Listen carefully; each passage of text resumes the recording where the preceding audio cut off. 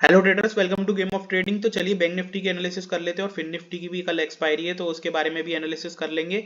और मैं आपको बता दूं कि कल मैंने जो आपको वीडियो में बताया था कि बैंक निफ्टी में वीकली टाइम फ्रेम पर एक हैमर कैंडल बनी है। देखिए मैं आपको दिखा देता हूँ। देखो हैमर कैंडल बनी है और आज वैसा ही हुआ। मार्केट गैप अप खुलता है काफी, तो हमें ज्यादा अपॉर्चुनिटी मिली नहीं और अपने नए लेवल को टेस्ट करके 43,000 के पास वहां से ही मार्केट कंसोलिडेट होकर नीचे आने लगता है। तो मैंने आज आपको रील और अपनी एक शॉर्ट वीडियो में भी बताया था कि 42,950 से लेके 43,050 तक का एक इंपॉर्टेंट रेजिस्टेंस एरिया है। तो आप उसके ऊपर ही मार्केट में बाय करना, जो कि देखो वहीं की वही हुआ। मार्केट 43,000 के पास से आके रेजिस्टेंस लेने लगा, तो वैसा ही हुआ मार्केट के अंदर।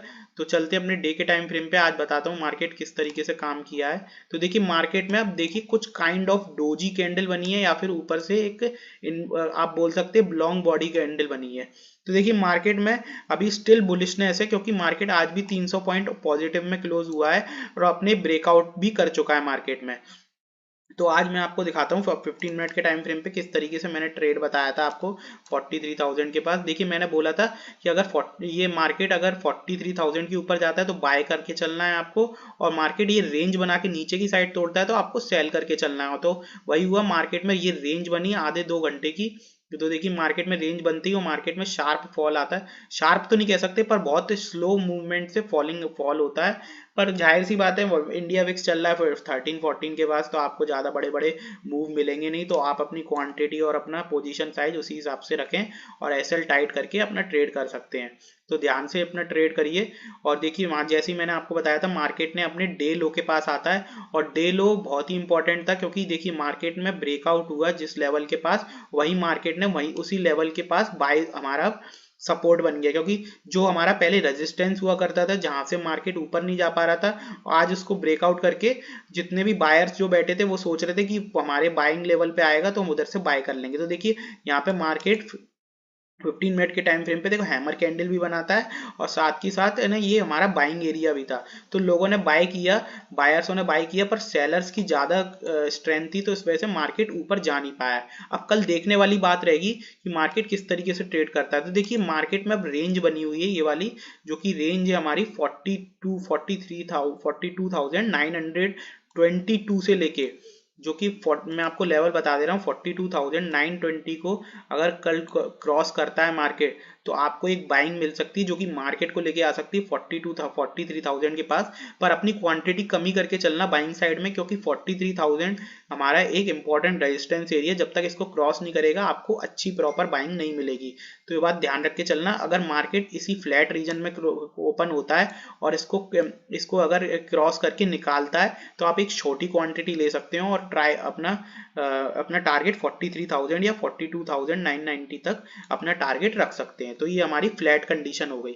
अगर मार्केट इसी को ही करके क्रॉस करके नीचे क्लोज करता है, तो अगर यहाँ पे आपको एक सेलिंग मिल सकती है जो कि मार्केट को लेके आ सकती है आपके 42,700 के पास और 680 के पास, या फिर क्लोजिंग के पास तक लेके आ सकती है 42,520 के पास। तो ये बात ध्यान रख के चलना। आपको सेलिंग प्रेशर आपको ज्यादा मिलेगा बजाय बाइंग प्रेशर के मुकाबले, अगर फ्लैट खुलता है मार्केट। तो ये बात ध्यान रख के चलना। अपनी क्वांटिटी बाइंग साइड कम रखना और सेलिंग साइड अपनी नॉर्मल क्वांटिटी रख सकते हो। तो ये बात ध्यान रख के चलना। फ्लैट कंडीशन में खुलता है, अगर मार्केट गैप अप खुल जाता है 43,000 के पास, तो अगेन ये हमारा रेजिस्टेंस क्या होगा। जब तक मार्केट यहाँ पे कंसोलिडेट करके नहीं निकालेगा 42,300 और 950 के बीच में, तब तक आपको एक बाइंग जोन बाइंग नहीं मिलेगी बायर्सों की तरफ। क्योंकि जितने भी अपने जो 43,000 पे कॉल राइटर्स वगैरह बैठे हैं, जब तक यहाँ पे मार्केट में कंसोलिडेट नहीं होगा इधर प्रॉपर, तब तक उनका कॉन्फिडेंस डगमगाएगा नहीं और तभी वो अपनी पोजीशन काटेंगे मार्केट में। और वैसे ही आपको एक शॉर्ट कवरिंग भी मिल सकती है जो कि मार्केट को 43,000 से लेके 43,200 या 150 तक लेके आ सकती है। तो याद रखना कि अगर जब तक मार्केट यहाँ पे हायर लेवल पे अपने रेजिस्टेंस लेवल पे कंसोलिडेट नहीं होगा, तब तक मार्केट में बाइंग नहीं आएगी, आपको ऐसी सेलिंग मिलती रहेगी। तो ये बात ध्यान रख के चलना। अगर मार्केट गैप अप खुलता है तो यही कंडीशन है, आपको डायरेक्ट नहीं कूदना है, और एक बियरिश कोई कैंडल मिलती है तो आप उसको शॉर्ट करके भी चल सकते हो। अगर मार्केट गैप डाउन खुल जाता है यही लेवल के पास 42,700 का रीजन या 42,600 का रीजन, तो ये बाइंग एरिया है। यहाँ पे मार्केट में बायर्स का प्रेशर रह सकता है और अपनी क्लोजिंग लेवल तक लेकर आ सकते हैं मार्केट। जो आज की क्लोजिंग हुई है 42,740, कितनी आज क्लोजिंग हुई है 42,821 की ना पोस्ट मार्केट वाली क्लोजिंग हुई है। तो हो सकता है मार्केट को बायर्स यहाँ तक लेके आ सकते हैं। तो ये हो गई हमारी बैंक निफ्टी की कहानी। चलते हैं फिन निफ्टी पर, फिन निफ्टी के ट्रेडिंग पे।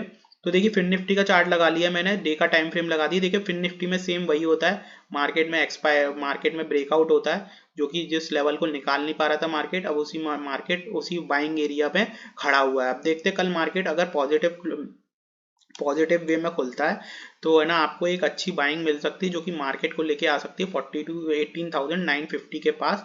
याद रखना बैंक निफ्टी, जैसे बैंक निफ्टी का रेजिस्टेंस है 43,000, ये वही यही फिन निफ्टी का भी 19,000 का रेजिस्टेंस है। तो ध्यान रख के चलना है, ये भी यहाँ भी आपको रेजिस्टेंस मिलेगा। तो ये बात ध्यान रखना। अगर मार्केट ये भी, अब मैं आपको 15 मिनट के टाइम फ्रेम पे दिखाता हूँ कि किस तरीके से मार्केट ने आज ट्रेड किया है।